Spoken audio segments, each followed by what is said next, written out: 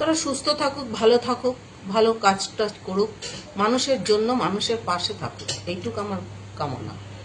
দিদি, আপনি চেয়ারম্যান হবার পর থেকে প্রথম কি কাজটা করলেন যে এইটা হলো না, এইটা খারাপ লাগছে, কোন কাজটা প্রথমেই হাত দিলেন?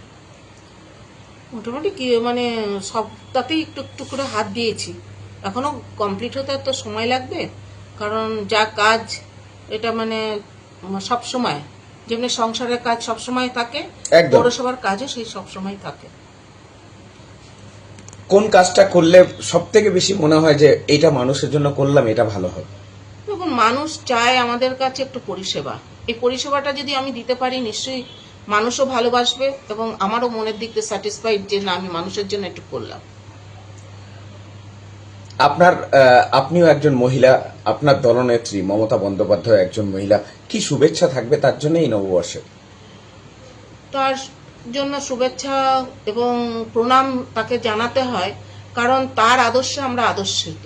এবং তিনি যেভাবে রাত্রে ধরুন 2 ঘন্টা কি 3 ঘন্টা ঘুমিয়ে সারাদিন কাজ করে এই মানুষের জন্য, সেই জন্য তার আদর্শেই আমরা সেইভাবেই কাজ করে যাচ্ছি। দিদি, একটু সাংগঠনিক দিক থেকে একটু যদি বলেন, আমরা সাংগঠনিক দিক থেকে কতটা এগিয়ে আছে এখনো কৃষ্ণনগর? এই ব্যাপারটা আমি বলতে পারবো না, কারণ আমি সাংগঠনিক কাজটা আমি দেখি না ঠিকই, কিন্তু সংগঠনের তো আমরা আছি, কারণ আমরা দলের আছে।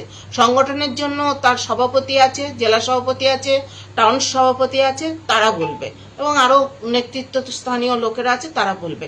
এখানে আমি কোনো কথা বলতে দিদি, পারবো না। কৃষ্ণনগর তো উন্নয়ন হয়েছে বলে আপনি মনে করছেন? তাহলে এটা আমি কেন, এটা পাবলিক হয়তো বলবে, আমি বলতে পারি?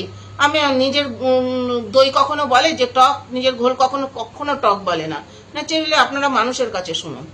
অবশ্যই, একদম।